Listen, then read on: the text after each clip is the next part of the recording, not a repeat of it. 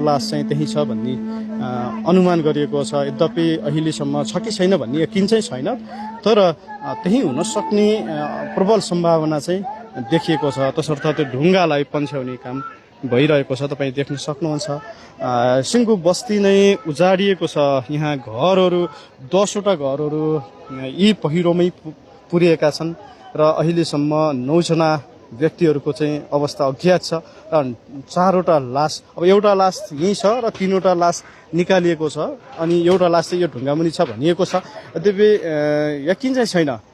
तसर्थ यदि यो ढुङ्गामुनि एउटा लास रहेछ भने बाँकी 9 जनाको अवस्था भने अज्ञात छ। यही पहिरोमुनि हुनुहुन्छ या खोलाले पहिरोले बगाएर लग्यो भन्ने कुरा अहिलेसम्म टुङ्गो लागेको छैन। र हामी यति बेला यो थबाङ गाउँपालिका उवाबेसीमा आएका छौँ। दर्शकहरूलाई यहाँको प्रत्यक्ष घटनास्थलमै आएर रिपोर्टिङ गरिरहेका छौँ। तपाईँलाई सत्य तथ्य सूचना प्रवाह गर्ने हाम्रो उद्देश्य आज पनि हामीले निरन्तर दिएका छौँ।